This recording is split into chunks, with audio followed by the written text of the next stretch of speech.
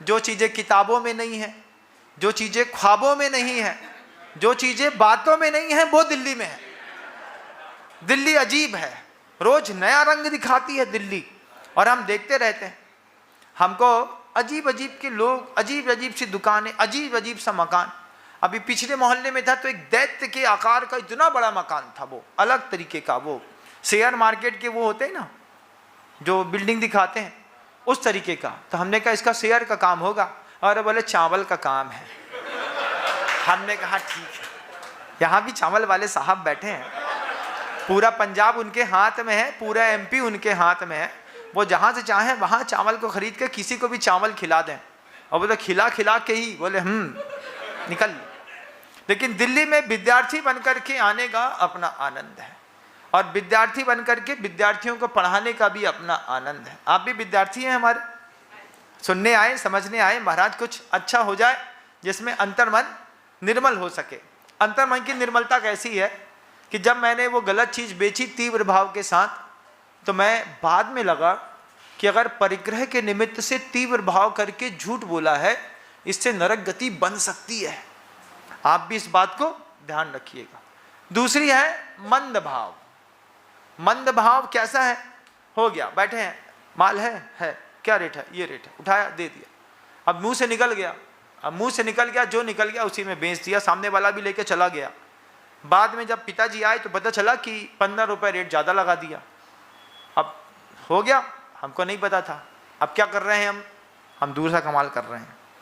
अब 15 रुपये रेट ज़्यादा लगा दिया, तो पहले सोचते रहे हम, यार क्या करें क्या करें क्या करें। फिर हमने 15 रुपये का कंप्यूटर में हिसाब लगाया कि अगर मान लो 15 रुपये हमने ज़्यादा ले लिए हैं, तो पिताजी की तो 15 रुपये है नहीं, और वो तो दे ही गया है, तो फिर ये 15 रुपये किसका है? बताओ किसका है ये 15 रुपये? जब पिताजी ने कह दिया कि 15 रुपये ज़्यादा ले लिया, और जिसको माल बेचा वो तो दे के चला गया, उसको तो पता ही नहीं है, वो सब में खुश है। अब मैंने आधा पौन घंटा सोचा, अपने आप से पूछा, बोलो किसका है ये 15 रुपये, किसका है? फिर हमने कंप्यूटर कैलकुलेटर उठाया, खट खट खट किया, उसमें निकल आया, अच्छा अमाउंट निकला था 8,700 रुपये। तो हमने कहा ये 8,700 रुपये के पिताजी मालिक नहीं है, इसका मालिक मैं हूँ। हमने ईमानदारी दिखाई। पिताजी बोले क्या हुआ? हमने कहा जिसका था वो ले गया। हम क्या बोले कि वो ले गया। अब वो 8,700 1999 में मायने रखते थे। आज कीमत कुछ नहीं है, उस समय मायने रखते थे। उस समय हम 1.5 रुपये का समोसा खाते थे, आज तुम 25 रुपये का खाते हो। बहुत अंतर है ज़माने में। हम पुराने ज़माने की दूसरी सेकंड सेंचुरी के आदमी हैं, तुम लोग नई सेंचुरी वाले हो। अब वहाँ पर देखा तो मंद भाव में वो चीज़ को उठा करके पास में रख लिया। गुरु जी के पास आने के बाद समझ में आया कि ये चोरी है, और साथ ही साथ परिग्रह रखने के कारण इससे भी नरकायु का बंद हो सकता है। क्या करेंगे? खम्मामी सभ्य जीवानाम सभ्य जीवा खमन तुम्हें। इधर से नहीं, इधर से। आज अपने अपराध की स्मृतियां करके, और उसका आप जब तक कन्फेशन नहीं करेंगे, जब तक आप किसी के सामने कन्फेस नहीं करेंगे, महाराज भगवान के सामने कन्फेस तो करते हैं, प्रभु के सामने कन्फेस नहीं होता, जीवित गुरु के सामने कन्फेस होता है। और ये कमाल है, आपको आश्चर्य लगेगा कि प्रायश्चित ले लेने पर, प्रतिक्रमण कर लेने पर, आलोचना कर देने पर, महाराज मुझे अपनी आलोचना करनी है। ईसाइयों में जबरदस्त चीज़ है। जो फादर होता है, फादर कैबिन के अंदर बैठ जाएगा और उल्टा बैठ करके कान से सुनता है बस। जो अपराध कर रहा है वो उसका चेहरा नहीं देखता।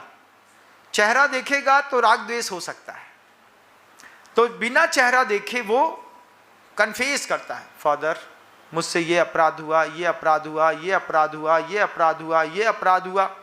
और फिर बाद में आप मुझे इसका बाइबल जैसा कहती है वैसा दंड दे दीजिए। उनके यहाँ गजब की व्यवस्था है, आपके यहाँ काहे को नहीं है भाई? आप भी तो कभी गुरु के पास जाओ, आज गुरु से बोलो महाराज जी मुझे कन्फेस करना है, महाराज जी व्यवस्था बनाएंगे। हम लोग जाते थे गुरु जी के पास प्रायश्चित लेने, अपना कन्फेस करने, आचार्य जी कन्फेस करना है। कन्फेस शब्द नहीं बोलते थे, शब्द प्रायश्चित लगता मुंह से निकलता था, अचाची कुछ प्रायश्चित चाहिए। अचाची बोलते थे बाद में आना। जब एकांत में कोई नहीं रहता था तब अचाची बोलते थे हाँ क्या हो गया अब बताओ। अब जब जीवित गुरु के सामने अपना पाप कह दो तो लगता है सब हल्के हो गए। दुनिया में कोई तो एक ऐसा हो जिसके सामने आप सही में दिगंबर हो। अभी तो नाम की आगे दिगंबर लगता है, लेकिन दुनिया में एक होना चाहिए। आपको इस बात का विश्वास रखना, अगर आपके मन के अंदर ये गुदगुदी है कि वो गुरु मेरे बारे में सब जानते हैं, तो तुम्हारे पाप करने की शक्ति कम हो जाएगी, पाप के परिणाम कम हो जाएंगे। वो कन्फेस कर लेते हैं, आप कन्फेस नहीं करते। आप क्या सोचते हैं, अरे बता देंगे तो कहीं महाराज जी मजाक न बना दें, कहीं महाराज जी प्रवचन में ना बोल दें, है ना। नाम लेके बोल दिए तब तो और गए काम से।